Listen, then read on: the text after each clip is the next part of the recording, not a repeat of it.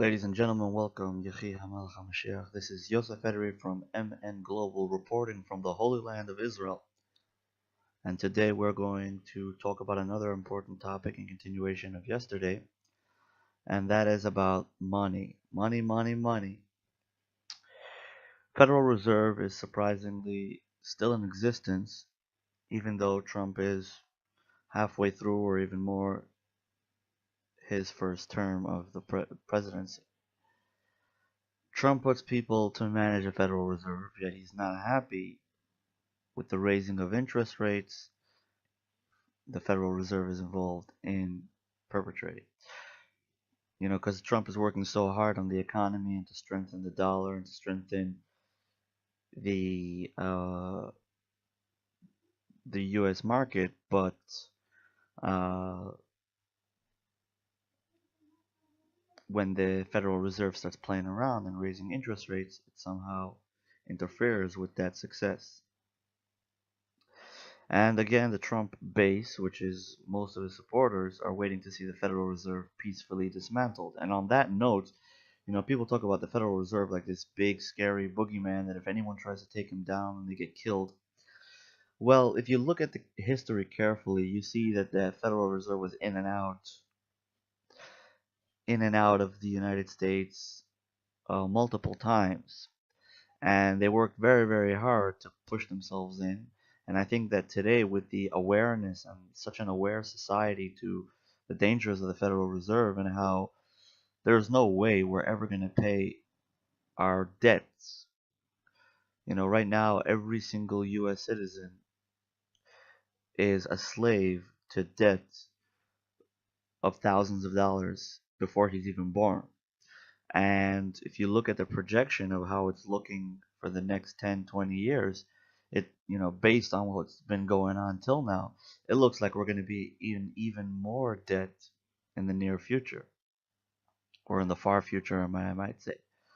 So if you think of the conventional ways of going out of debt, which is just paying it, then it's never going to happen.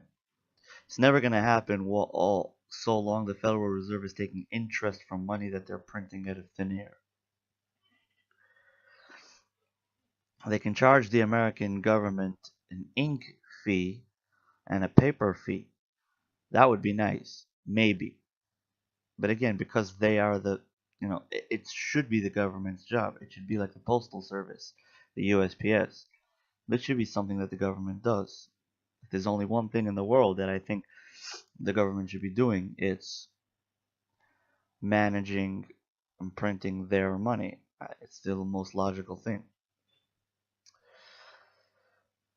Uh, and because there is this loop of endless exile and suffering economically because of the interest rates and the way the monetary system is built, and it's built by Pharaoh. It's built in a way to keep you enslaved in the system and never to be able to leave. England is still paying uh, uh, I don't know all its taxpayer money, but most of its taxpayer money to debt that it took during World War II or whatever, or I don't know since when. But the point is that there's no way to get out of this because you have interest, and it's a system that's rigged to keep the entire world in debt forever. And this concept, basically, that in itself makes that smart people avoid and they stay clear of government economic interference in creative ways, um, which obviously hurts the economic growth.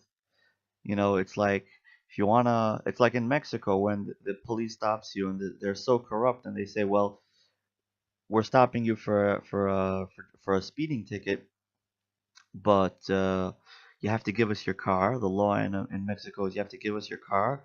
We drive it to some other place. It'll take a month of paperwork, and you have to pay an exorbitant amount of money, and then you can come pick up your car. Or you can just slide in a couple dollars and bribe me, the police officer tells you, pretty much, and I'll let you just go.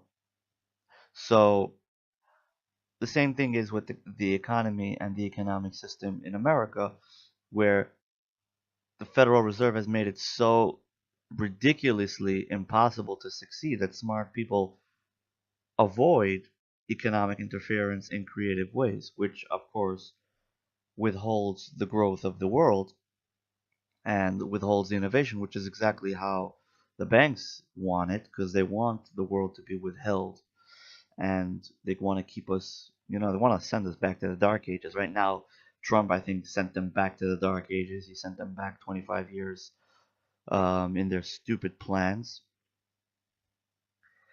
But nevertheless, um, this is a problem. Now, what we can do for now is build business. That's what we can do.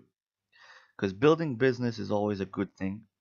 And no matter how messed up the economy is and how messed up and corrupt the situation is, we need to be successful. And we never need to give up or feel down because of the way the system is skewed. Don't let that skewed. Don't let that interfere with our personal success. And now another thing to point out is that one of the biggest ways that the banks make money and all this corruption is possible is because people always take loans.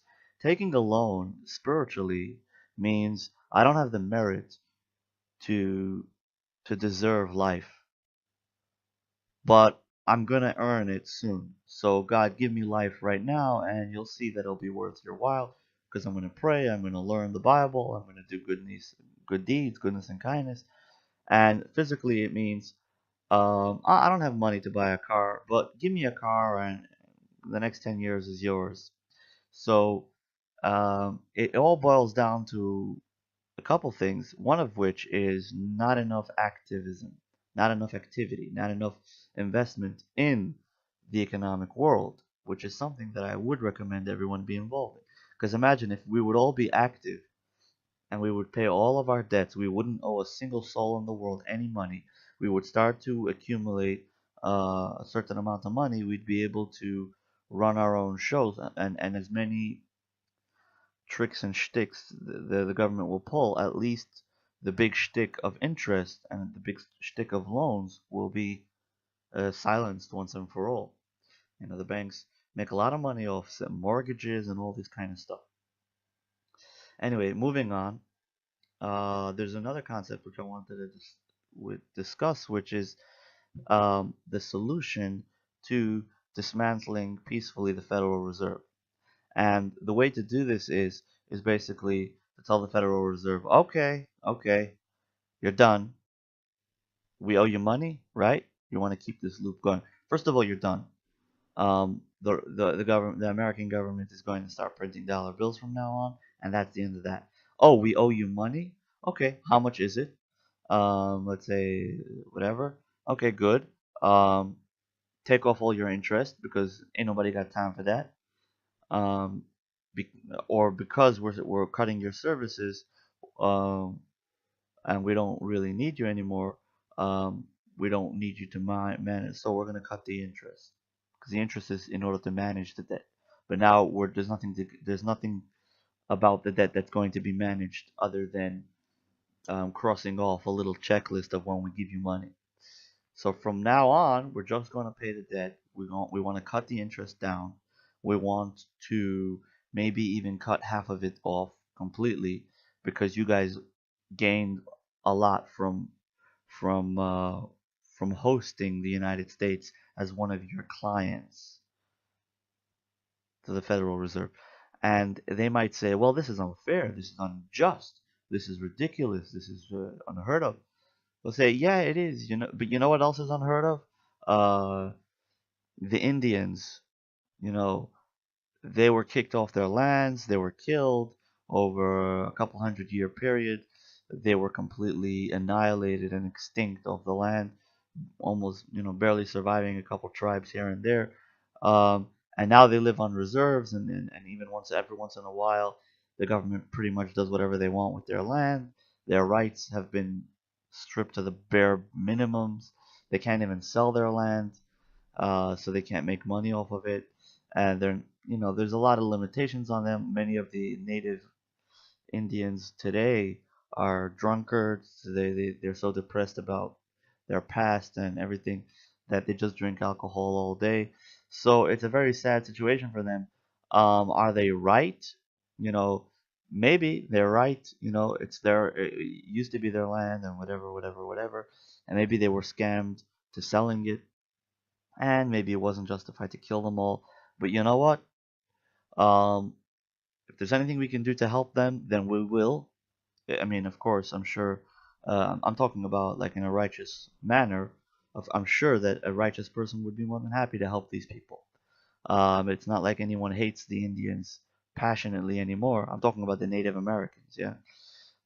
It's not like anyone hates their grandchildren with a passion. So if they deserve more land, if they need their rights protected, if they want to be able to sell their land, listen to their leaders and work out a deal. But the Federal Reserve is kind of somebody that was allowed to screw America. And I mean, they print very nice $100 bills. I'll give them that. But at the same time, there's a time for everything, and there's a limit to how much craziness the America is supposed to be able to put up with.